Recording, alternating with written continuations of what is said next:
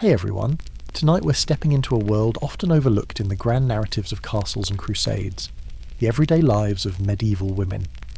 From the moment dawn broke over thatched roofs to the final embers of the evening fire, these remarkable individuals shaped the very fabric of medieval society through their tireless work, ingenuity, and resilience. Before settling in, take a moment to like the video and subscribe if this kind of historical deep dive speaks to your soul. And feel free to drop a comment about where in the world the night finds everyone tonight. It's always fascinating to see this community stretch across continents and time zones. Now, dim those lights, maybe let that gentle fan hum in the background, and let's journey together into the bustling, exhausting, surprisingly complex world of medieval women's daily labour. When most people imagine medieval life, their minds conjure images of knights in shining armour, grand tournaments, or perhaps monks illuminating manuscripts in candlelit scriptoriums.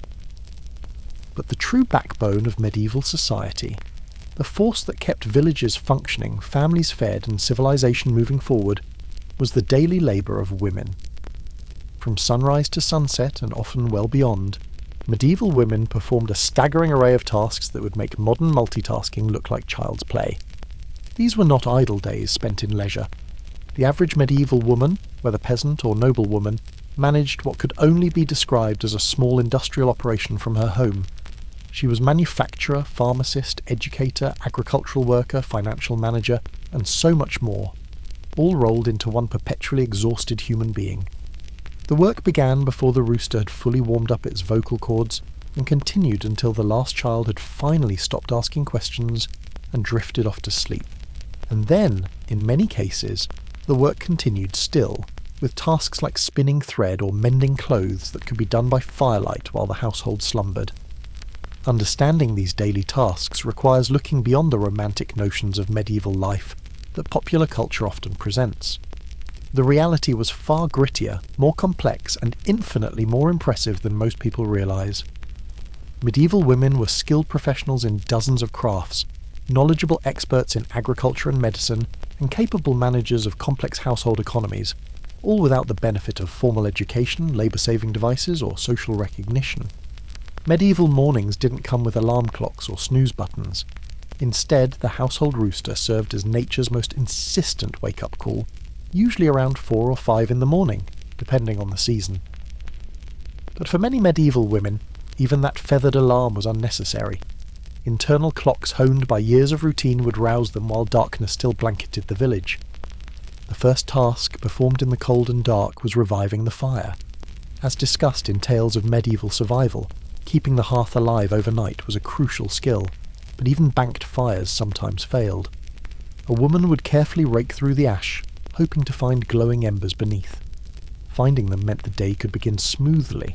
Not finding them meant the tedious, finger-numbing process of creating fire from scratch using flint, steel, and increasingly desperate prayers. The importance of this first task cannot be overstated. Fire was life itself. It provided warmth, light, and the means to prepare food. A household without fire faced immediate crisis. Water froze in winter, food remained inedible, and the cold became genuinely dangerous. So women approached this morning ritual with focused intensity, their success or failure setting the tone for everything that followed. Once flames flickered to life, the hearth became the command centre of the household. Medieval women would feed it carefully, building the fire to the right intensity for the day's cooking needs. Too hot, and precious fuel was wasted. Too cool, and breakfast became a waiting game nobody had time for. This required intimate knowledge of fire behaviour, understanding how different woods burned, how to arrange fuel for maximum efficiency, and how to maintain consistent heat throughout the day. Different types of wood served different purposes. Hardwoods like oak burned slowly and hot, ideal for maintaining base heat throughout the day. Softwoods like pine ignited quickly but burned fast, useful for initial fire building or quick cooking tasks. Women learned to combine woods strategically, managing their fuel supplies like precious resources, which they were. While the fire grew, the first food preparations began. Porridge was often the breakfast of choice. Oats, barley or rye cooked slowly in water or milk. A medieval woman would set the pot to simmer, adding whatever she had available, perhaps some dried fruit, a precious pinch of honey if the family had done well, or simply salt to make it palatable. The porridge would be stirred periodically to prevent burning, a task that could be done while attending to other morning duties. Some households supplemented porridge with bread from the previous day's baking. Stale bread might be softened in ale or milk, creating a dish that was both filling and palatable. Cheese, when available, added protein and flavour. During better seasons, eggs from the household hens might make an appearance, though these were often saved for more elaborate meals or taken to market for sale. As the porridge bubbled, she would begin rousing the household. Children had to be woken, husbands stirred, perhaps elderly parents or in-laws gently nudged back to the waking world. This wasn't simply a matter of calling out time to get up. It involved physical labour, pulling sleepy children from their straw mattresses, helping the very young and very old dress in their layers of wool and linen. Dressing in medieval times was a more complex process than modern people might imagine. Multiple layers of clothing provided insulation, and each piece required proper arrangement. Undergarments went on first. Simple linen shifts for women and girls, linen brays for men and boys. Over these came the main garments, tunics, gowns, hose tied with points, laces. In cold weather, additional layers added warmth.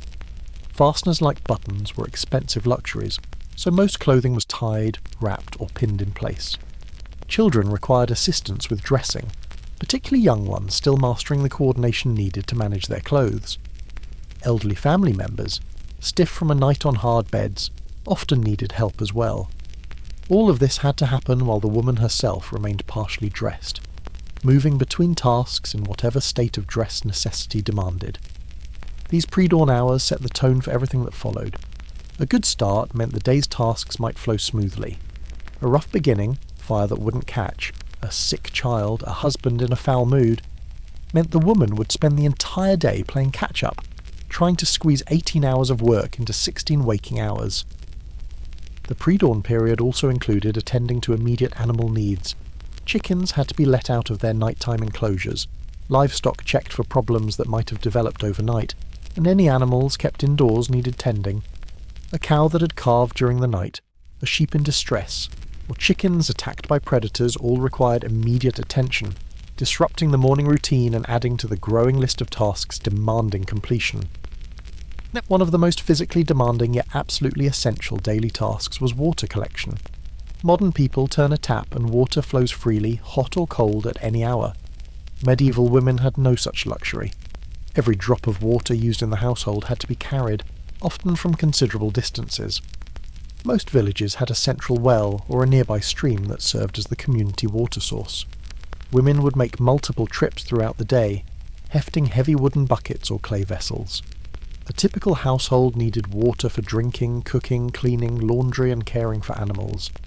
Historical estimates suggest that a medieval household might use anywhere from 10 to 40 gallons of water per day, depending on the family size and activities. The math was brutal. Water weighs approximately 8 pounds per gallon. A woman carrying 2 full buckets might be transporting 60 pounds or more with each trip, and she would make this journey not once, but multiple times daily, often on uneven paths, sometimes in rain or snow, occasionally navigating muddy slopes or icy stones. The distance to water sources varied dramatically by location. Some fortunate households had wells on their property, or very nearby.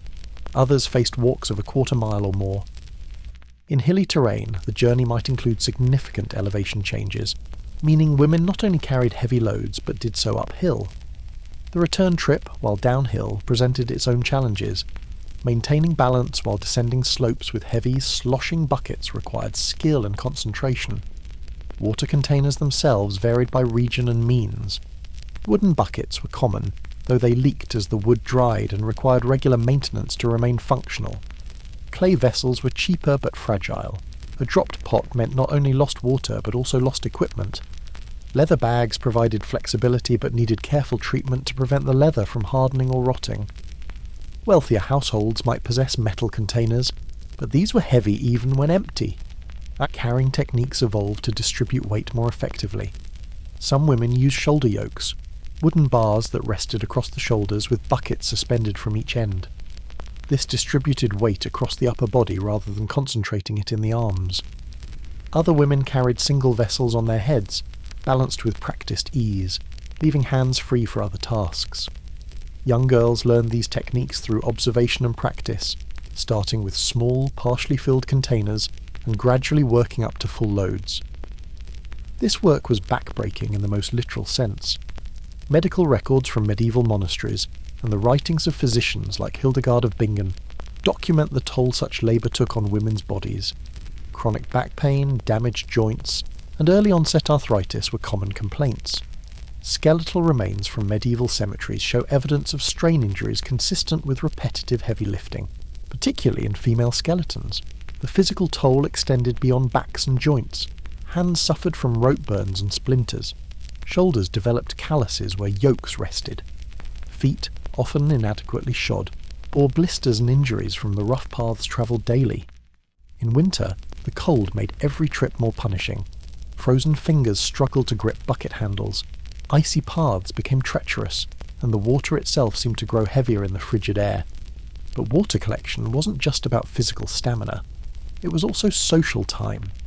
The well or stream became a gathering place where women exchanged news, shared gossip, discussed problems, and built the community networks that held village life together.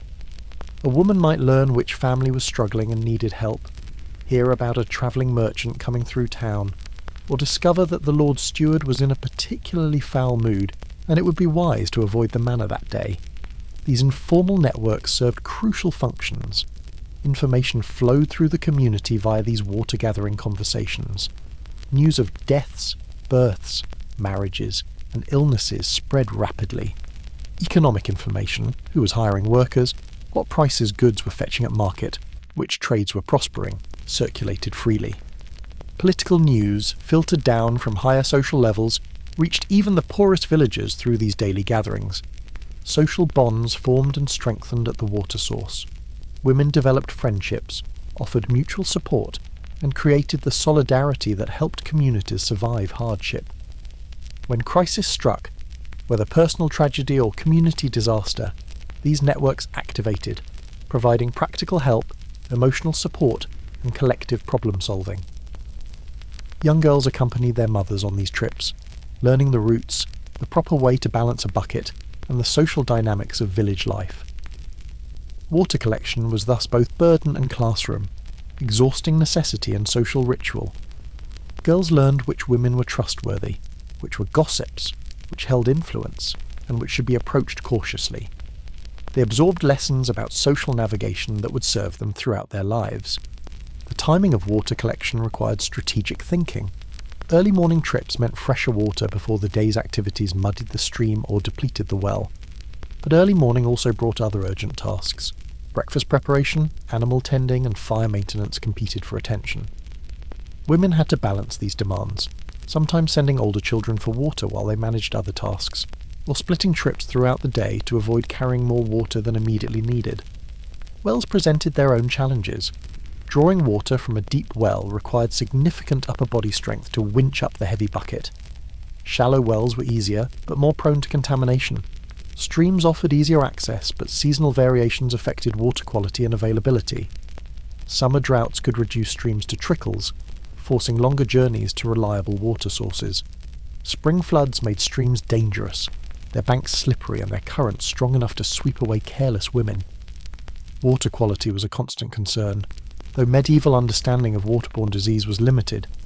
Women knew through experience that water from certain sources caused illness, while other sources seemed safer.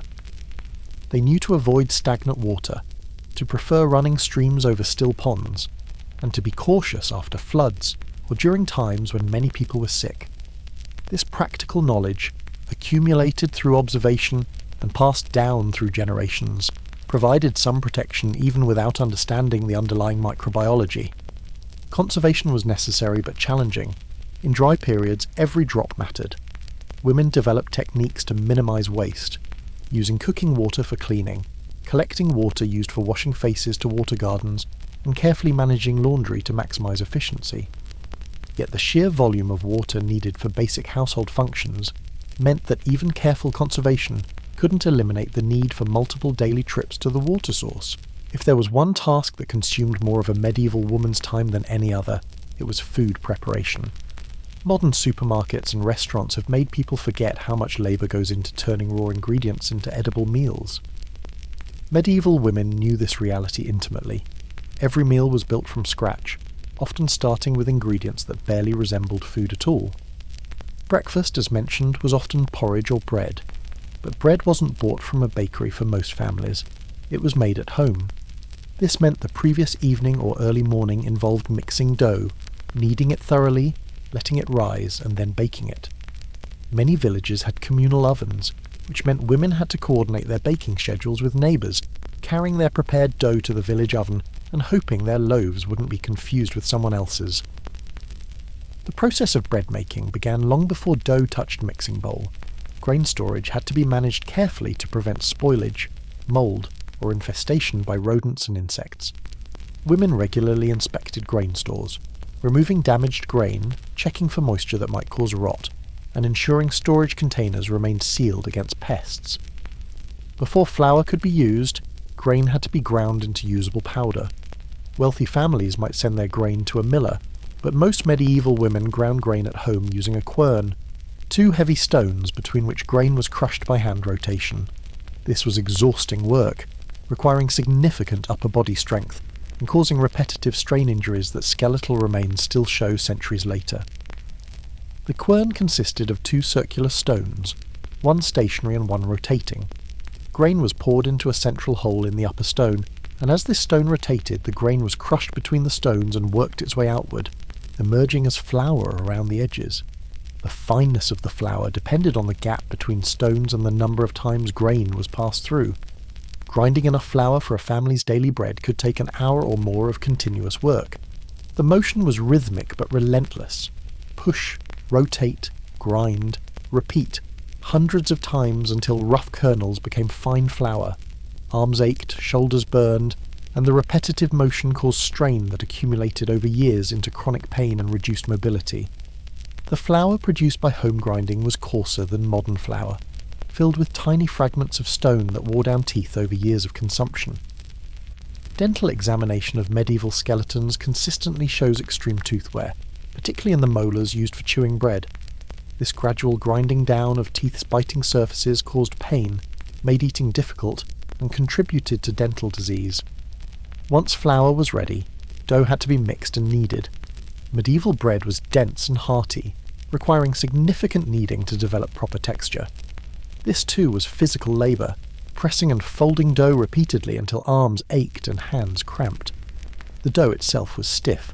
Medieval bread needed to be sturdy enough to last several days without significant deterioration, which meant less water in the dough and more intensive kneading. The kneading process could take 20 to 30 minutes of continuous work for a batch of dough large enough to feed a family for several days. Women would lean their full body weight into the dough, pushing with the heels of their hands, folding, turning and repeating until the dough reached the right consistency. Experience taught them to recognise proper texture by feel. Too sticky meant more flour was needed. Too dry meant small additions of water. Perfectly elastic meant the dough was ready. After kneading came the first rise. Dough was placed in a bowl, covered with cloth, and set near the hearth, where warmth would encourage fermentation.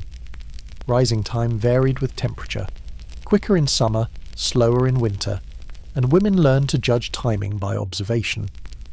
Properly risen dough had roughly doubled in size and showed a light, airy texture. Shaping the loaves required skill. Women formed dough into rounds or ovals, scoring the tops with knives to control expansion during baking. These scores weren't just decorative, they prevented the crust from cracking unpredictably as steam built up inside the baking loaf. Some families marked their loaves with distinctive patterns to identify them at communal ovens. Baking itself presented challenges. Those with communal oven access had to coordinate with neighbours, waiting their turn and timing the baking carefully. The oven temperature, without thermometers, was judged by experience. Too hot and bread burned before cooking through, too cool and loaves remained doughy and pale. Women tested oven heat by various methods, holding a hand inside briefly, watching how quickly flour thrown on the floor browned, or using the colour of the fire's embers as a guide. Communal ovens charged fees, adding to household expenses. Some women baked at home in clay ovens or metal pots suspended over the fire. These methods required even more careful management, rotating bread to ensure even baking, judging when to add fuel versus when to let existing heat finish the job, preventing burning while ensuring thorough cooking. The midday meal, the primary meal of the day in medieval times, required more elaborate preparation. For peasant families, this typically meant pottage, a thick stew containing whatever ingredients were available. Creating pottage involved chopping vegetables, preparing legumes, adding herbs, and occasionally including small amounts of meat or fish. Each ingredient required its own preparation. Dried beans needed soaking overnight to soften. Root vegetables had to be scrubbed clean of dirt, then chopped or sliced. Fresh vegetables from the garden required washing and preparing. Meat, when available, needed trimming and cutting into appropriate pieces. Fish required scaling, gutting, and boning. Pottage was more than just a simple stew. It was a carefully balanced meal that provided maximum nutrition from available ingredients. Women developed sophisticated understanding of ingredient combinations, knowing which vegetables complemented each other, which herbs added flavour versus which provided medicinal benefits, and how to create satisfying meals from limited resources. The base of pottage was usually water, or, in wealthier households, broth saved from previous cooking. Into this went grains, barley, oats, or wheat, which thickened the stew and provided bulk. Legumes like peas, beans, or lentils added protein. Vegetables contributed vitamins and minerals, though medieval people didn't conceptualize nutrition this way. They simply knew through experience that varied ingredients created more satisfying, sustaining meals. Herbs and seasonings were crucial. Salt, when available and affordable, enhanced flavour and provided essential minerals. Onions and leeks were staples, adding depth to otherwise bland dishes. Fresh or dried herbs, parsley, thyme, sage, contributed flavour and aroma. In wealthier households, imported spices like pepper or ginger appeared in special dishes, though these were expensive luxuries. Cooking pottage was a day-long process. The pot hung over the fire from morning, ingredients added gradually, the mixture stirred periodically, the heat adjusted to maintain a steady simmer. Women managed this alongside their other tasks, checking the pot regularly, adding water as needed, adjusting seasonings, and ensuring nothing burned. The timing required careful judgment. Dried legumes took hours to soften completely. Root vegetables needed extended cooking to become tender. Grains absorbed liquid as they cooked, so water additions had to be calculated to achieve the right final consistency, thick enough to be eaten with bread, utensils being scarce, but not so thick it became inedible paste. Meat and fish, when included, received special handling. Meat might be salted for preservation, requiring soaking to remove excess salt before cooking. Fresh meat needed thorough cooking, both for safety and because medieval livestock was typically older and tougher than modern meat animals, requiring longer cooking times to become tender. Fish, more common near coasts or rivers, cooked more quickly, but needed careful attention to prevent overcooking into dry, unpleasant mush. Evening meals were typically lighter, perhaps leftover pottage, bread, cheese, and ale. But even these simple meals required preparation. Cheese had to be sliced or crumbled, ale poured from storage vessels, the fire maintained at the right temperature to keep food warm without burning it. Bread that had grown stale during the day might be revived by brief warming near the fire or softening in ale. Food preparation wasn't confined to meal times either. Between meals, women worked on food preservation, salting meat, smoking fish, drying fruit, making cheese, brewing ale, preserving vegetables. Each season brought its own food-related challenges and opportunities. Autumn meant preserving the harvest for winter. Spring meant managing dwindling stores until new crops arrived. Summer meant ensuring nothing spoiled in the heat. Preservation techniques were sophisticated and essential for survival. Without refrigeration, food spoiled rapidly, particularly in warm weather. Women developed multiple strategies to extend food life and ensure year-round nutrition. Salting was perhaps the most common preservation method. Salt drew moisture from food, creating an environment hostile to bacterial growth. Meat was packed in salt or soaked in brine. Fish was layered with salt in barrels, and some vegetables were preserved in salt brine. The result wasn't fresh tasting, but it was safe and could last months or years. Smoking preserved both meat and fish. Smokehouses, when available, provided dedicated spaces for this work. Fish or meat hung from rafters, exposed to smoke from smouldering wood fires. The smoke deposited compounds that prevented spoilage while adding flavour. Different woods created different flavours: oak, apple, hickory, each prized for particular qualities. Drying removed moisture, preventing spoilage. Fruits, vegetables, herbs, and even some meats were dried. Apples and pears were sliced thin and hung to dry. Beans and peas were left in their pods until completely dry. Herbs were bundled and hung in airy places. Meat could be cut into strips and dried into a primitive form of jerky. Pickling in vinegar or brine preserved vegetables. Cucumbers became pickles, cabbage became sauerkraut, and various other vegetables were preserved in clay pots or barrels. The acidic environment prevented most bacterial growth, creating foods that lasted months, and provided variety in winter diets otherwise dominated by grain and preserved meat. Cheesemaking transformed milk into a stable, long-lasting food. Fresh milk spoiled within hours in warm weather, but cheese could last weeks or months. The process began with curdling milk using rennet, enzymes from animal stomachs, then separating curds from whey. The curds were pressed, salted, and aged, creating diverse cheeses depending on specific techniques and aging conditions. Rendering fat for storage was another preservation technique. Animal fats were heated until liquid, then poured into containers to solidify. This fat could be used for cooking, soap making, or even preserving cooked meat by covering it completely, excluding air and preventing spoilage. Root cellars provided cool, dark storage for vegetables that could be kept fresh for extended periods. Turnips, carrots, parsnips, and other root vegetables were buried in sand or straw in underground or semi-underground chambers. The consistent cool temperature prevented both freezing and premature sprouting, extending the useful life of these crucial winter foods. The constant cycle of food-related labour never truly ended. From grinding grain to tending the cooking fire, from preserving meat to brewing ale, medieval women's lives revolved around the perpetual challenge of keeping their families fed. This wasn't just physical labour. It required knowledge, judgment, planning, and adaptability. A medieval woman needed to assess food stores, judge when to preserve versus when to consume fresh, recognise early signs of spoilage, and make countless daily decisions that directly impacted her family's health and survival. If food preparation dominated mornings and mealtimes, textile work filled much of the remaining day. Medieval society's relationship with cloth was fundamentally different from ours. Clothing, bedding, and household textiles were precious commodities, requiring hundreds of hours of labour to produce. Every piece of fabric began as raw fibre, wool from sheep, flax for linen, occasionally hemp, and transforming these fibres into usable cloth was a woman's domain, a multi-stage process that could take months from start to finish. The process began with preparing raw materials. For wool, this meant the annual sheep shearing, typically a spring event. Raw fleece arrived full of lanolin, dirt, and debris. Women would wash it thoroughly, picking out bits of straw and other contaminants. This washing process, called scouring, required gallons of water heated over the fire, plus significant elbow grease to work the grease out of the wool. The water for wool washing needed to be hot but not boiling. Too hot would felt the wool into unusable mats.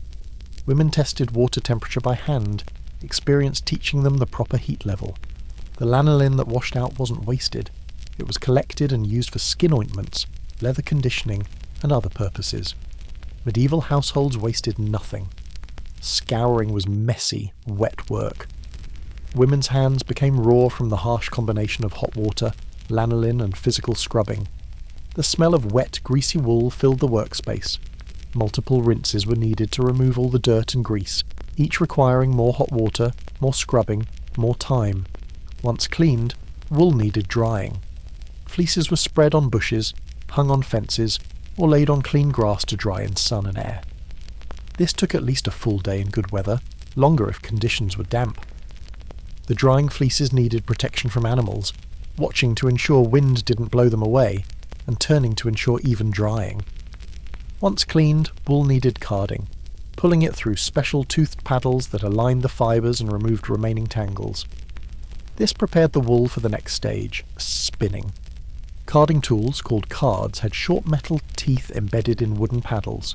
The carder placed a small amount of wool on one card, then used the second card to pull and brush the fibres, aligning them and removing any remaining debris. This process created a loose, fluffy cloud of aligned fibres ready for spinning. The rhythmic motion of carding was hypnotic but required attention. Too much pressure and the teeth would pull out good fibre along with tangles. Too little, and the fibres remained disorganised. The cards themselves needed maintenance. Bent teeth required straightening, wooden handles broke and needed replacing, and the leather backing the teeth occasionally needed repair. Spinning was perhaps the most universal task among medieval women. From the poorest peasant to the wealthiest noblewoman, almost every female learned to spin thread. The spindle, a simple wooden tool weighted at one end, became an extension of a woman's hand. She would draw out fibres, twist them into thread, and wind the thread onto the spindle in a motion so practised it became almost meditative. The spinning process began with attaching a few already spun fibres to the spindle, a starter thread. The spinner would then draw out fibres from the prepared wool, allowing them to twist as the spindle rotated. The twisting action bound the loose fibres into coherent thread. Too much twist made thread kinky and difficult to work with. Too little, and it lacked strength. Perfect spinning required finding the balance. Spinning wheels, introduced gradually during the medieval period, mechanised some of this process.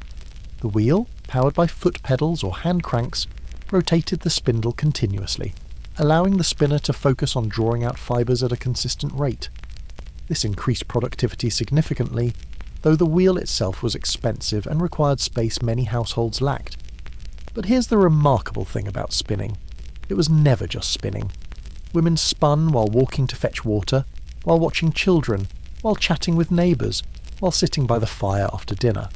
Historical accounts describe women spinning constantly, their hands never idle, producing thread in every spare moment.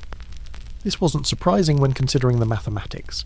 A single garment required miles of thread. Literally. A simple tunic might need 2 to 3 miles of spun thread. A more elaborate dress could require 5 miles or more. At a skilled spinner's pace, perhaps 100 yards per hour for quality thread, producing enough thread for one garment could take 30 to 50 hours of work. And a family needed multiple garments. Children outgrew clothes, requiring new garments regularly. Adults wore out clothing through daily labour. Household textiles like sheets, tablecloths, and towels all required thread. A single household might need 50 or more miles of spun thread annually. This translated to hundreds of hours of spinning, explaining why women spun constantly, utilising every spare moment. Once thread was spun, weaving could begin. Weaving was typically done on large stationary looms set up in a dedicated space. The process required knowledge, skill, and patience. Setting up a loom, threading hundreds of individual threads through the heddles and reed, was tedious work that could take days. After set-up, the actual weaving began, passing the shuttle back and forth, pressing each row tight with the beater, building up fabric inch by inch. The loom itself was a complex piece of technology, one of the more expensive items in most households. Warp-weighted looms, common in earlier medieval periods, used clay or stone weights to tension vertical warp threads. Horizontal looms, introduced from the Middle East, allowed more complex patterns and faster weaving, but required significant space and investment. A skilled weaver might produce a few inches of fabric per hour for simple, plain weave fabric. Complex patterns required more time, as the weaver manipulated multiple heddles to create designs in the fabric. A full-length piece of cloth, enough for a dress or several tunics, could take weeks or months to complete. The physical demands of weaving were different from spinning but no less taxing. Sitting or standing at the loom for hours strained backs and legs. The repetitive motions of throwing the shuttle and beating the cloth caused shoulder and arm fatigue. Eyes strained to identify individual threads and maintain pattern consistency. After weaving came finishing, fulling the cloth, pounding and washing it to tighten the weave, napping it, raising the surface fibres, and dyeing it if colour was desired. Fulling was particularly labour-intensive, involving repeatedly pounding wet cloth to make it denser and more weather-resistant. This was sometimes done in fulling mills where available, but often women performed this task by hand or by foot, treading the wet cloth in tubs. Dyeing itself was an art and science, involving knowledge of plants, mordants, and precise timing. Different plants produced different colours: woad for blue, madder for red, weld for yellow. These weren't just thrown into pots with fabric. The process required multiple steps: preparing the dye bath, treating fabric with mordants, mineral compounds that helped dyes bind to fibres, carefully controlling temperature and timing, and post-dye treatments to set the colour and improve colour fastness. The knowledge required for successful dyeing was extensive. A dyer needed to know which plants produced dyes, when to harvest them for maximum colour, how to extract and prepare the dye, which mordants worked with which dyes, and how to achieve desired shades. Some colours were easy to produce, others required expensive imported materials or complex multi-stage processes. Finally, cloth became clothing through cutting and sewing. Medieval needlework was done entirely by hand, with needles that were precious tools, carefully guarded and occasionally mentioned in wills as valuable property. Every seam, every hem, every buttonhole was stitched individually, tiny stitch by tiny stitch. Cutting fabric required planning and skill. Unlike modern patterns, medieval garments were often cut to minimise waste, as every scrap of fabric represented significant investment. Experienced seamstresses could visualise garment pieces and arrange them on fabric to use material most efficiently. Mistakes meant wasted cloth and wasted labour, both unacceptable losses. Sewing techniques varied by garment and purpose. Structural seams needed strength, requiring close, tight stitches. Hems could use quicker running stitches. Decorative elements like embroidery added visual interest but demanded additional time and skill. Fine needlework marked status. Elaborately embroidered garments signalled wealth and leisure time, while plain practical stitching characterised everyday clothing. The result was that a single garment represented an enormous investment of time and labour. This explains why medieval people owned so few clothes, typically just 2 or 3 garments per person, and why clothing was carefully mended, patched and repatched until it literally fell apart. A woman might spend hours darning a single hole, because the alternative was dozens of hours creating replacement fabric. Mending was constant work. Clothes tore, seams split, fabric wore thin. Women would carefully patch holes, reinforce weak areas, and darn worn spots. Some garments became patchwork quilts of repairs, original fabric barely visible beneath layers of patches. When garments finally became too damaged for repair, the fabric was repurposed, cut down for children's clothing, torn into strips for various uses, or used as rags. Textile work filled the quiet hours, the evening hours, the moments between other tasks. The sound of the spinning wheel, or the click of knitting needles, introduced in the later medieval period, was the background music of medieval domestic life. Women gathered for spinning bees, working together while socialising, their hands busy with fibre while mouths shared news, stories and songs. Young girls learned textile skills early. Simple tasks like winding thread onto balls started in early childhood. By age 7 or 8, girls were learning to spin, their small hands managing child-sized spindles. Adolescent girls tackled more complex work, weaving simple pieces, sewing basic garments, experimenting with embroidery. By marriage age, young women were expected to be competent in all aspects of textile production, as these skills would be essential to running their own households. Medieval women didn't have the luxury of focusing exclusively on one task at a time. Instead, they mastered the art of layering responsibilities, and nowhere was this more evident than in childcare. Unlike modern parents with scheduled activities and dedicated attention time, medieval mothers incorporated children into nearly every aspect of daily work. Infant care began with the obvious necessities: nursing on demand, changing cloth diapers that had to be washed by hand, soothing crying babies while simultaneously kneading bread dough or stirring pottage. Historical sources mention women carrying babies in slings or wraps, keeping them close while hands remained free for work. The modern concept of baby wearing was simply practical necessity in medieval households. Nursing followed no schedules. When babies cried with hunger, mothers nursed them immediately, regardless of what else they were doing. Bread making paused for nursing. Market shopping accommodated nursing breaks. Even field work included nursing interruptions. This constant availability was exhausting but expected. The physical demands of nursing were substantial. Medieval women, typically producing 6 to 8 children over their fertile years, spent cumulative years breastfeeding. This took a nutritional toll. Nursing mothers needed additional calories and nutrients, which were often unavailable. Historical records suggest that extended nursing, sometimes continuing for 2 or 3 years per child as a form of spacing births, left many women depleted and vulnerable to illness. Cloth diapers presented their own challenges. Without disposable options, every diaper had to be washed, dried and reused. Soiled cloths accumulated throughout the day, creating mountains of laundry. The washing process in cold water, hot water required too much fuel for this frequent task, was unpleasant and time-consuming. Yet it couldn't be delayed. Limited numbers of cloths meant washing happened constantly. Medieval mothers faced heartbreaking infant mortality rates. Estimates suggest that between 1/4 and 1/3 of children died before their first birthday. Causes ranged from infectious diseases to accidents, malnutrition to complications from childhood illnesses that modern medicine handles easily. This grim reality meant women lived with constant anxiety about their children's health, adding emotional weight to the physical burden of care. Every childhood illness brought fear. A fever could be nothing or could signal deadly infection. A cough might pass harmlessly or develop into fatal pneumonia. Digestive complaints ranged from minor to life-threatening. Without medical understanding or effective treatments, mothers watched and worried, applying what remedies they knew and praying for recovery. The emotional toll of infant death scarred medieval women deeply. While some historians have suggested that high infant mortality led to emotional detachment, contemporary sources, letters, diaries, poems, reveal genuine grief and lasting sorrow when children died. Women mourned their lost babies, carried that grief through their lives, and feared each new pregnancy might end in similar heartbreak.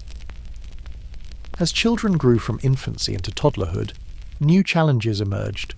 Active toddlers exploring a medieval home faced genuine dangers. The open hearth with its flames and boiling pots, sharp tools used for daily work, steep stairs, and the ever-present risk of wandering away from safety. Women developed strategies to manage these risks. Crude barriers around the hearth, leather straps to tether children to safe areas, and the recruitment of older siblings as watchers. The open hearth was perhaps the greatest danger. Burns were frighteningly common among medieval children. Toddlers, naturally curious and increasingly mobile, would reach for interesting objects in the fire, stumble and fall toward flames, or pull on pot handles, spilling scalding contents. Women had to maintain constant awareness of children's locations relative to the fire, intervening repeatedly throughout the day to prevent disasters.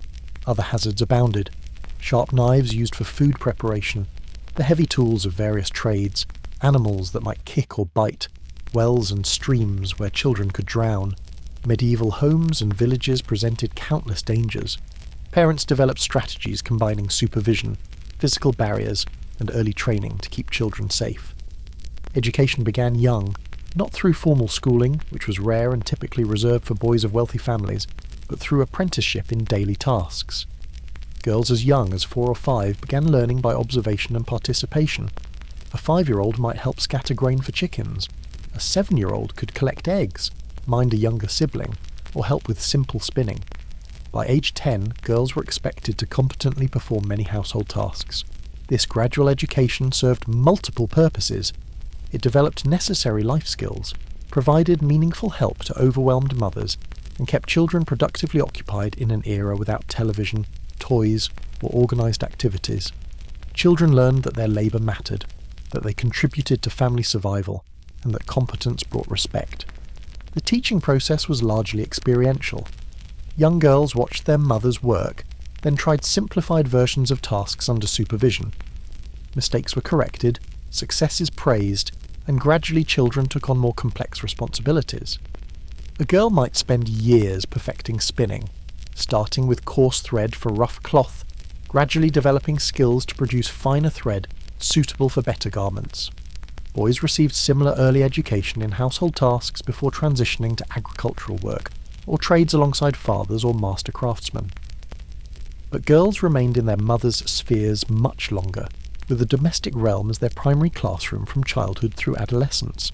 This gendered division of education prepared children for their expected adult roles, while perpetuating societal structures. Medieval mothers also bore responsibility for their children's moral and religious education. Teaching prayers, explaining religious observances, instilling values and proper behaviour, all fell to mothers, particularly in families without access to clergy or formal religious instruction. Evening hours often included storytelling that combined entertainment with moral lessons, passing down cultural values and practical wisdom through narrative. Religious instruction began early. Children learned simple prayers before they could fully understand the words. The sign of the cross became automatic gesture. Religious stories, lives of saints, Bible stories, tales of miracles filled evening hours. These stories served multiple purposes: entertainment in an era with few diversions, religious education, and moral instruction. Discipline was harsh by modern standards, though approaches varied by family and temperament. Physical punishment was considered normal and necessary. Historical advice literature encouraged parents to be firm but not excessive. The line between appropriate discipline and harmful treatment was culturally defined differently than today, though medieval sources also contain examples of parents criticised for being too harsh or too lenient, suggesting debate existed about proper approaches. The reasoning behind strict discipline combined practical and moral concerns. Children needed to learn obedience for their own safety. A child who wouldn't listen to warnings about fire, animals, or other dangers risked injury or death. They also needed to understand their place in social hierarchies, learning deference to authority that would be essential in adult life. And parents believed they had responsibility for their children's souls, with strict discipline seen as necessary to prevent sin and ensure salvation. Illness required constant vigilance. Without modern medicine, minor illnesses could quickly become fatal. Women learned to recognize symptoms, prepare herbal remedies, provide comfort care, and make difficult decisions about when to call for help from healers or priests. The uncertainty of prognosis meant that every cough, every fever, every unusual symptom brought worry. Common childhood illnesses included digestive complaints, respiratory infections, fevers of unknown origin, rashes, and parasitic infections. Women treated these with various remedies: herbal teas, poultices, dietary changes, prayer. Some treatments had genuine therapeutic value. Others were ineffective but provided comfort through the sense of doing something. Through all of this, childcare was never a separate activity, but rather a constant thread woven through every other task. Women ground grain with babies strapped to their backs, spun thread while watching children play, taught daughters to cook while preparing actual meals, and nursed infants while simultaneously managing household crises. The modern concept of quality time would have been bewildering. Time was simply time, and children were part of every moment. The integration of childcare into every activity meant that women's productivity was constantly interrupted. A child's question halted spinning. A toddler's tumble stopped cooking preparations. An infant's cry interrupted market negotiations. Yet medieval women adapted, developing abilities to maintain multiple threads of attention simultaneously, monitoring the hearth while watching children while carrying on conversations while planning the next task. Behind many medieval homes, particularly in rural areas, lay a small garden plot that represented both backup food source and medicinal pharmacy. The medieval woman's relationship with her garden was intimate and essential, requiring knowledge of plants, seasons, soil, and preservation techniques passed down through generations. These gardens, often called kitchen gardens, in historical records, were surprisingly diverse and productive. Size varied depending on available space and family needs, ranging from tiny plots barely larger than a modern bedroom to more extensive areas approaching a quarter acre. Within these boundaries, women grew an impressive variety of plants. Vegetables formed the garden's foundation. Onions, leeks, cabbage, turnips, parsnips, carrots, and various legumes like peas and beans filled garden rows. These weren't arranged in neat, decorative patterns, but in practical groupings that maximised yields and managed companion planting. Relationships understood through experience. A medieval woman knew, for instance, that certain plants thrived together while others competed poorly, that some vegetables needed shade while others demanded full sun. The selection of crops reflected both practical needs and regional possibilities. Root vegetables like turnips and parsnips stored well, making them valuable for winter food security. Legumes provided protein when meat was scarce. Leafy vegetables like cabbage and kale offered fresh greens during growing season. Each crop filled a specific nutritional or culinary niche in the household food system. Planting calendars followed traditional wisdom and observation. Women knew when the last frost typically occurred in spring, guiding early planting decisions. They understood which vegetables tolerated cold and which required warm soil. Moon phases sometimes influenced planting timing. Folk wisdom suggested certain phases favoured specific crops, though the actual effectiveness of such timing was debatable. Herbs occupied prime garden real estate, serving both culinary and medicinal purposes. Parsley, sage, thyme, and rosemary weren't just flavourful additions to cooking. They were preservatives, remedies, and valuable trade goods. More specialised medicinal herbs might include chamomile for calming teas, fennel for digestive complaints, mint for various ailments, and feverfew for headaches. The medicinal garden represented accumulated botanical knowledge passed through generations. Women learned which plants treated which conditions, how to prepare them, teas, poultices, tinctures, and when to harvest for maximum potency.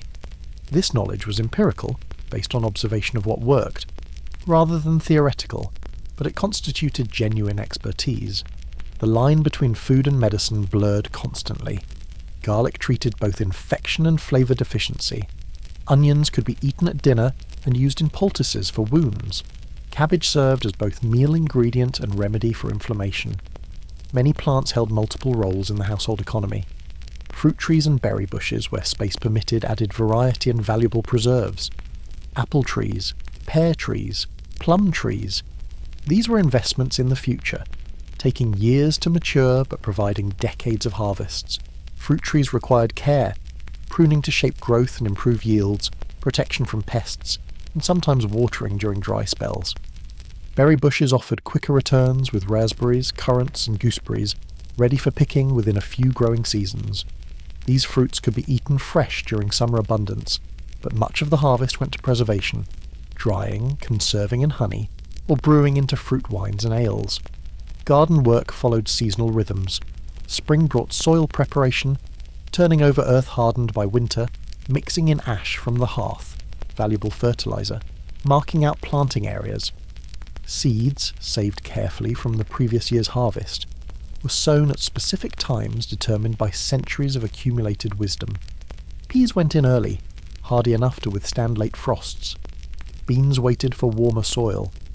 Delicate herbs required gentle handling and protection from harsh spring weather. The physical labour of spring garden preparation was substantial. Turning soil without modern tools meant using spades or hoes, breaking up compacted earth through repeated striking and turning.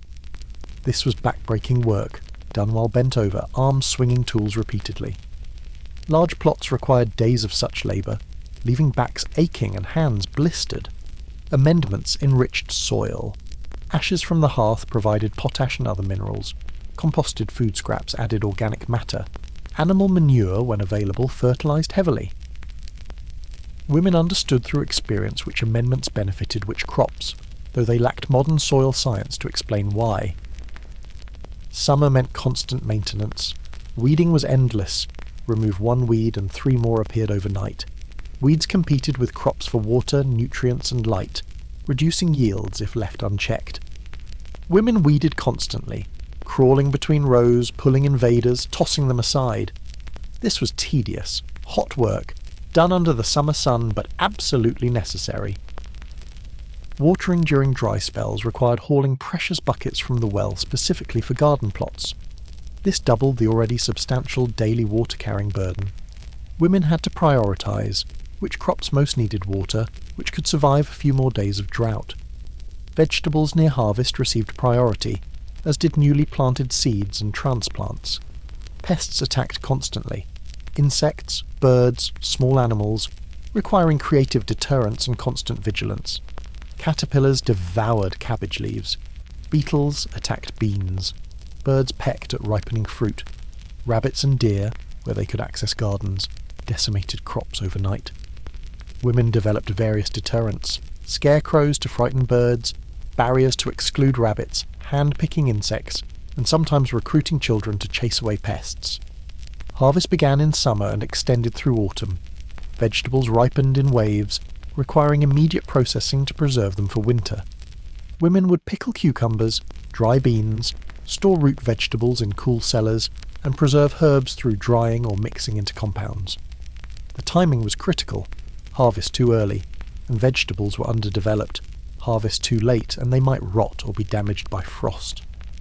The intensity of harvest season meant women worked from dawn to dark processing garden produce. Peas needed shelling, beans required preparing for drying, cucumbers had to be pickled before they spoiled. Missing the optimal harvest window meant losing food, and losses couldn't be afforded. The garden also provided materials for other household needs. Certain plants yielded dyes for textiles: woad for blue, weld for yellow, madder for red. These dye plants occupied garden space because they held economic value beyond food. Flax, grown for linen production, required significant garden real estate but produced valuable fibre. Straw and dried plant matter fed livestock or augmented bedding. Even weeds were sorted, some fed to pigs or goats, others composted to enrich next year's soil, and a few reserved for medicinal experiments or teas. Medieval households wasted nothing, and the garden provided far more than just fresh vegetables. Knowledge of garden management represented real expertise. A woman understood which plants could be grown from saved seeds versus those requiring purchase or barter.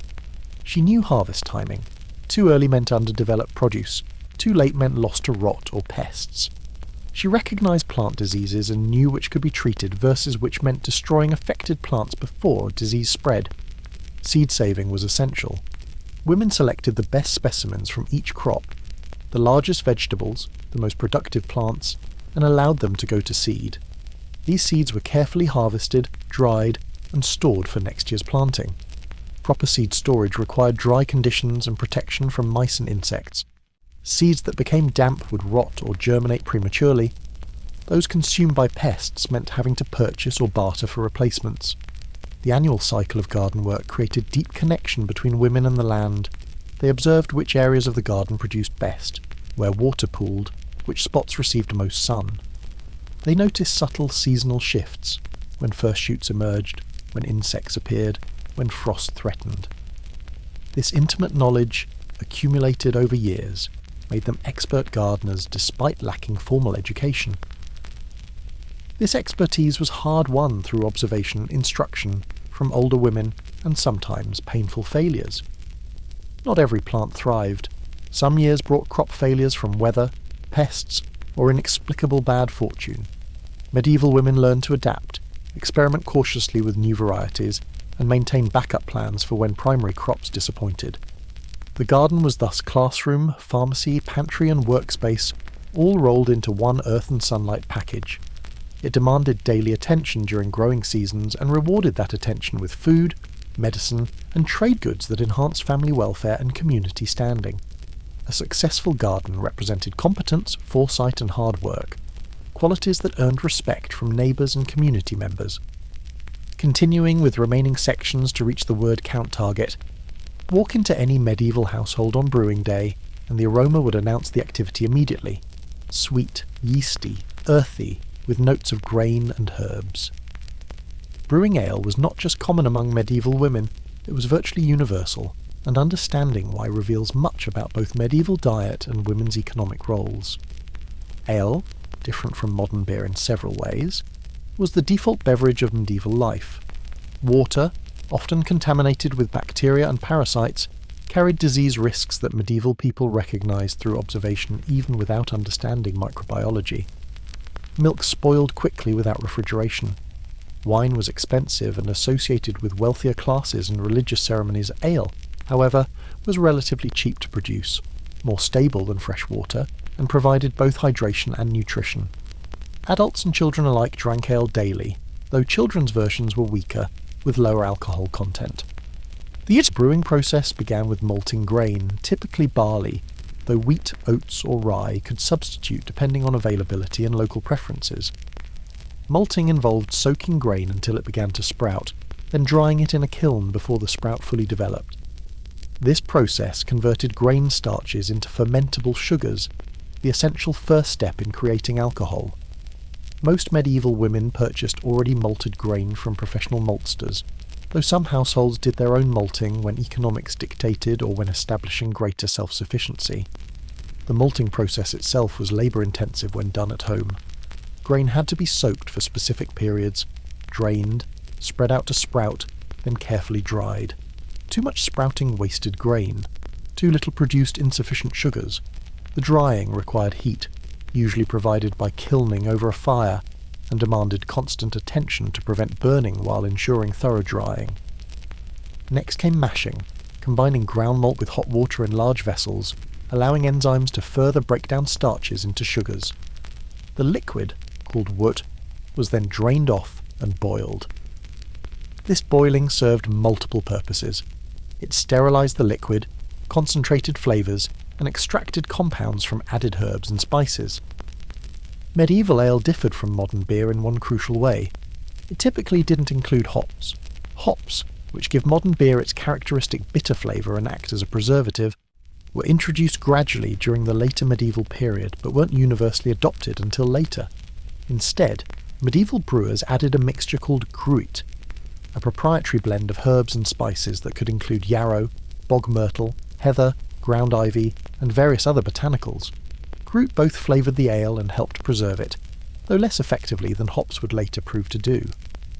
The specific composition of gruit varied by region, family tradition, and availability of ingredients. Some gruit formulas were closely guarded secrets, passed from mother to daughter across generations. Others were standardised and sold by gruit makers who held monopolies in certain areas. The herbs used weren't arbitrary. They were selected for antimicrobial properties, flavour contributions, and sometimes for perceived medicinal benefits. After boiling with gruit, the wort cooled to a temperature that wouldn't kill yeast, usually blood temperature or slightly cooler. Medieval brewers didn't understand yeast as a microorganism. That knowledge came centuries later with microscopy and microbiology. Instead, they relied on wild yeasts in the air and on their brewing equipment, or they saved a portion of frothy foam from previous successful batches to start new brews. This worked because traditional brewing spaces harboured stable yeast populations, passed down through generations of brewing in the same location. The yeasts living in a particular brewery or household became adapted to those conditions, creating consistent flavours characteristic of that location. Modern craft brewers sometimes try to recreate this by capturing wild yeasts, but medieval brewers managed it through tradition and location continuity. Fermentation took several days, usually 3 to 7 depending on temperature, yeast vigour, and desired strength. The wort, now with yeast added or naturally inoculated, bubbled and foamed in large vessels, often wooden barrels or large clay pots. The brewer monitored this process constantly, judging readiness by taste, smell, and appearance. The foaming subsided as fermentation progressed, and the liquid gradually cleared as yeast settled. Judging readiness required experience. Too short a fermentation produced weak, overly sweet ale that wouldn't keep well. Too long risked sourness as acetic acid bacteria converted alcohol into vinegar. The brewer had to catch the ale at peak, enough alcohol for preservation and flavour, but before spoilage organisms gained the upper hand. Once fermentation completed, the ale was ready for consumption, though it needed drinking relatively quickly, within days or at most a couple weeks. Medieval ale was a young beverage, meant for immediate consumption rather than aging. This meant brewing was a continuous cycle, with new batches started as older ones were consumed. A household might have multiple batches at different stages, one fermenting, one drinking, one being prepared. The scale of brewing varied. Small households might brew 3 to 5 gallons at a time, every week or two, producing just enough for family consumption. Larger households, or women who brewed commercially, could produce 10 to 20 gallons or more per batch, brewing several times weekly to meet demand. The equipment required was substantial: large pots or cauldrons for heating water and boiling wort, vessels for mashing and fermentation, barrels or jugs for storage, and tools for transferring liquid between vessels. Most of this equipment served multiple purposes. The same pot that boiled wort might cook pottage on other days, but dedicated brewing vessels, particularly fermentation containers, were prized possessions. Because brewing was so common, many women sold excess ale to neighbours or in markets. This created a significant economic opportunity that deserves deeper exploration. Ale wives, as commercial brewers were known, could earn meaningful income from ale sales. In many villages, several women took turns brewing and selling ale. providing the community with consistent supply while generating cash income for their households.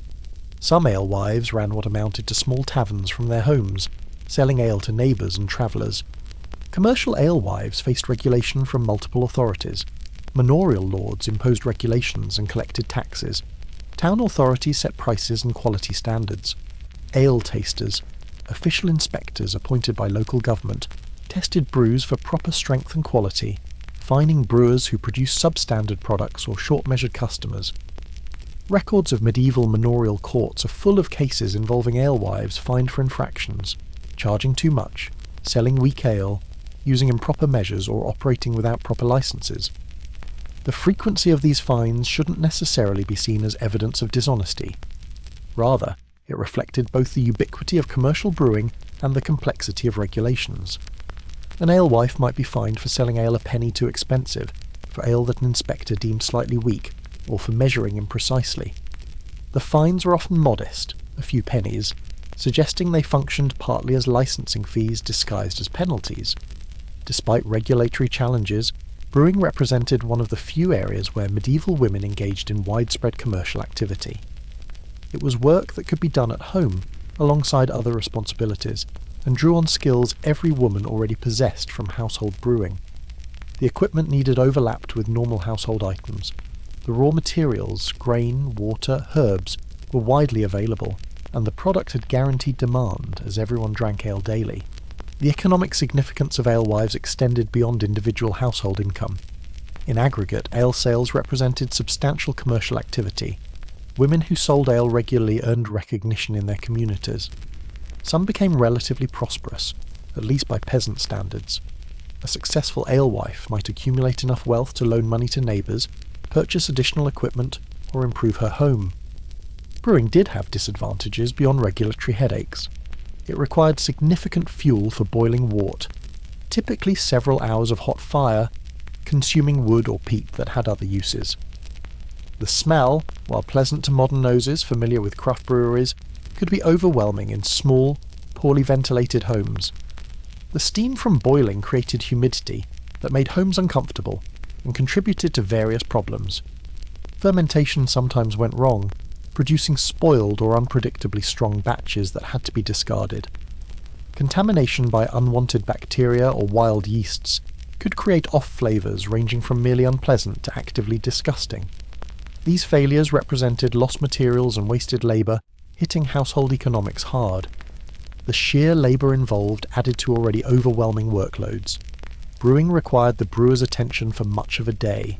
Heating water, managing the mash, boiling wort, adding ingredients, cooling, transferring to fermentation vessels. This was time not spent on other tasks, requiring careful scheduling and often assistance from family members. Heavy lifting was constant. Water had to be hauled. Brewing required far more water than ordinary household use. Full vessels had to be moved. Grain sacks needed lifting. For women already strained by daily labour, brewing added significant physical demands. Yet brew they did, batch after batch, year after year, maintaining their family's drink supply and often their communities as well. The sight of a woman stirring a steaming brew pot, her face flushed from heat and effort, was as common in medieval villages as ploughed fields or grazing sheep.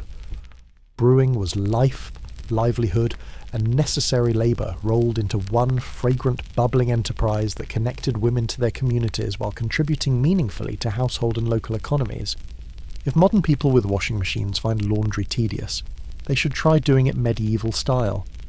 Washing clothes, linens, and household textiles was an occasional but dreaded task, requiring enormous physical effort and consuming entire days when it had to be done.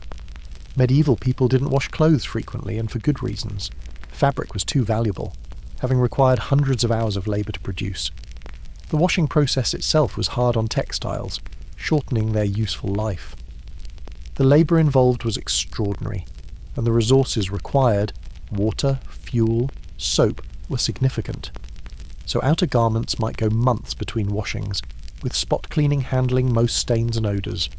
Undergarments and linens were washed more often, but still only every few weeks or months, depending on household practices and means. When laundry day finally arrived, it was an event that dominated everything else. The process began with hauling extraordinary amounts of water. Washing required far more water than daily cooking and drinking combined. A typical laundry session might require 30 to 50 gallons of water or more, depending on the volume of items being washed. This alone could take most of a morning, with countless trips to the well or stream, arms aching from carrying heavy buckets. Next, much of that water had to be heated.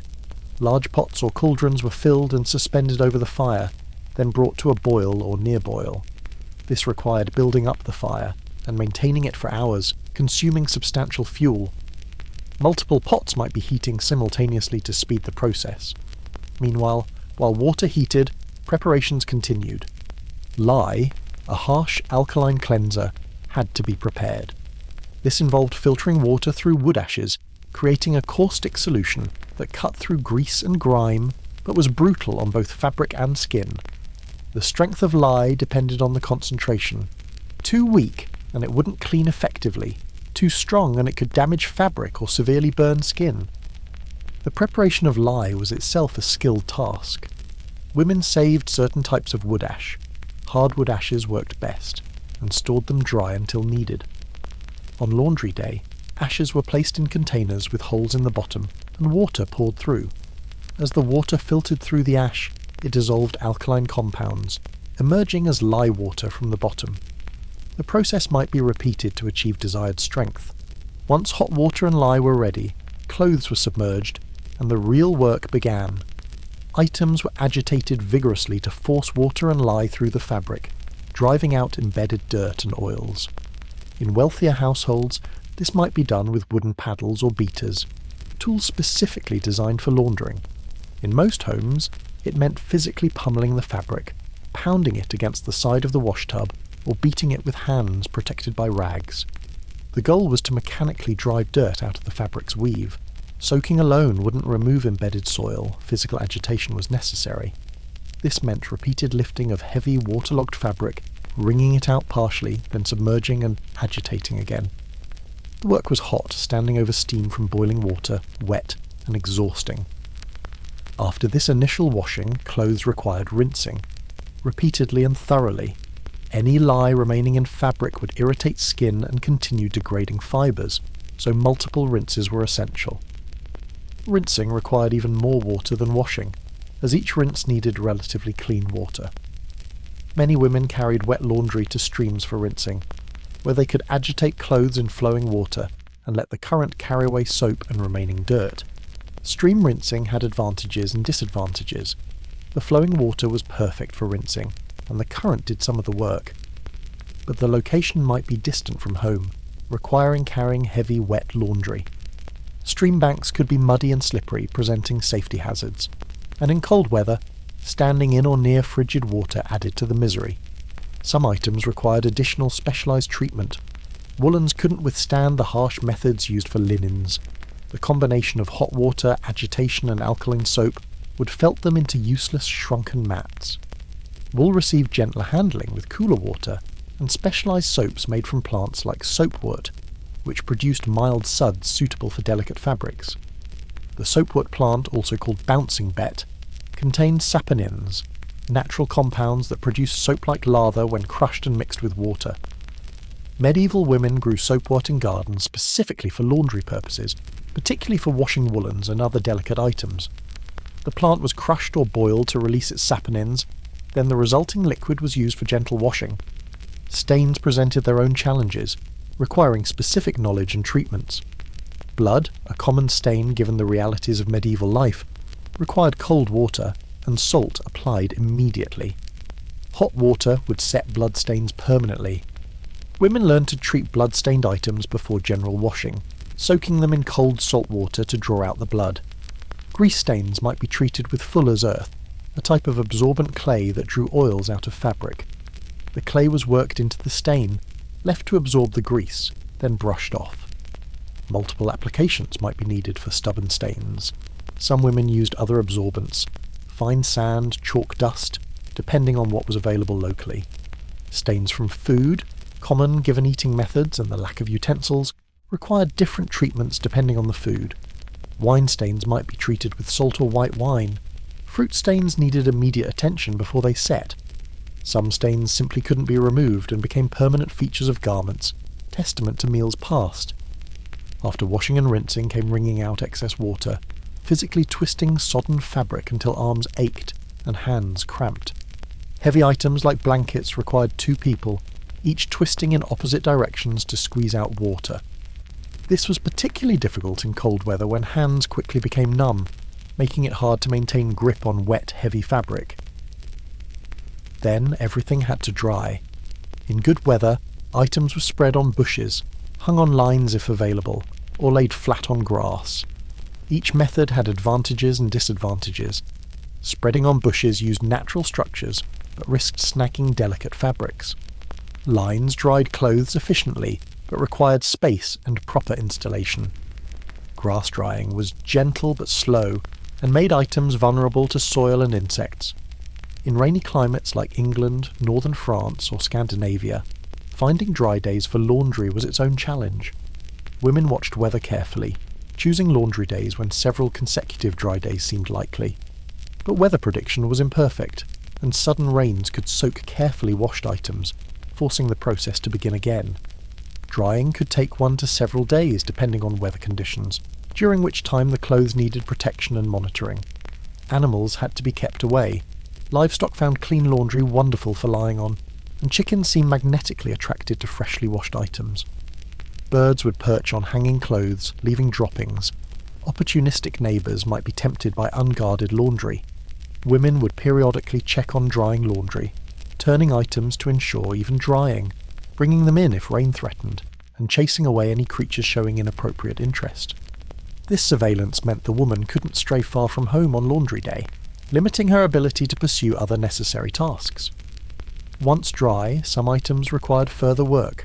Fine linens might be pressed with heated stones to smooth wrinkles, particularly items used for special occasions.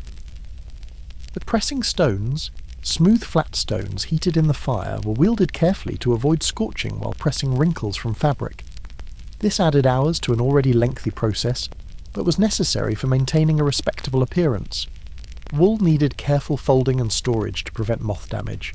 Dried lavender, wormwood, or other aromatic herbs were placed among stored woolen items to repel moths. Women learned to check stored textiles regularly, looking for signs of moth infestation and taking quick action, beating, airing, treating with herbs, if moths appeared. Everything needed sorting and putting away, finally returning the household to normal after the major disruption of laundry day.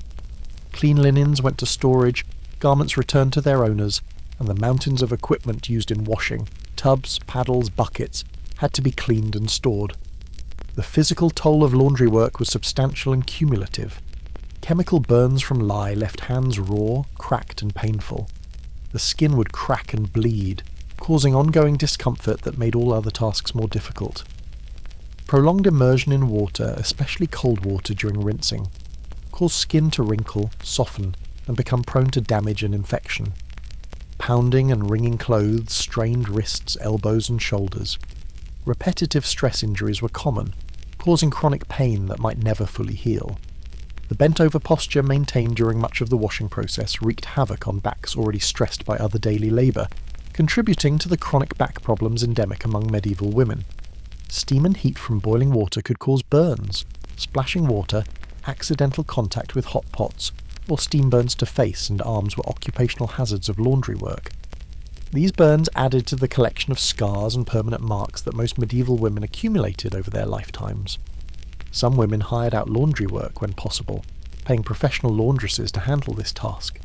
Professional laundresses existed in towns and cities, offering services to those who could afford them. These women specialised in the craft, developing techniques and tools that made the work somewhat more efficient, though still backbreaking and difficult. Laundresses often worked communally, gathering at designated washing areas near streams or wells. They would bring their equipment, set up temporary workstations, and spend days processing mountains of laundry from multiple households. This commercial laundry work was among the most physically demanding occupations available to women, reflected in the relatively higher pay compared to other female-dominated work. Interestingly, laundry day often became a social occasion despite the grueling work. Women would gather at communal washing areas, working together, sharing the labour, gossiping, singing, and supporting each other through the tedious hours. Laundry songs, recorded in various medieval sources, helped maintain rhythm and pace while making the time pass more pleasantly. The songs ranged from simple work chants to complex ballads, many with ribald lyrics that would make modern audiences blush. The communal nature of laundry work created opportunities for bonding and mutual support. Women helped each other with particularly heavy items, shared techniques and tips, commiserated about difficult stains or damaged garments, and built friendships that extended beyond laundry day. These social connections were valuable, creating networks of reciprocal support that helped families weather hard times. Yet even with companionship, laundry remained one of the most dreaded household tasks. The work was wet, cold, physically exhausting, and time-consuming. The results, clean clothes and linens, were satisfying but temporary, as everything would gradually become soiled again, leading inevitably to the next laundry day. It was a necessary evil that left women exhausted, their hands red and raw, their backs aching, but their household's linens clean for another few weeks or months until the cycle repeated once more. And so, as the night deepens and the ancient rhythms of medieval life fade into memory, we're left with a profound appreciation for these women, whose daily labour built the very foundations of civilization. Every thread they spun, every loaf they baked, every child they raised, every garden they tended. These weren't just tasks, they were acts of creation that sustained entire communities through centuries of hardship. Medieval women worked without recognition, without rest, without the conveniences that modern life takes for granted, yet they persevered with remarkable ingenuity and quiet strength. Their legacy lives on not in grand monuments or written records, but in the simple fact that their tireless labour allowed humanity to survive, to grow, and eventually to build the world we inhabit today. As sleep comes tonight, perhaps there's comfort in knowing that across the span of centuries these extraordinary ordinary women faced each dawn with the same determination that carries us through our own days, one task at a time, one breath at a time, one small act of resilience building upon another until, somehow, the impossible became possible.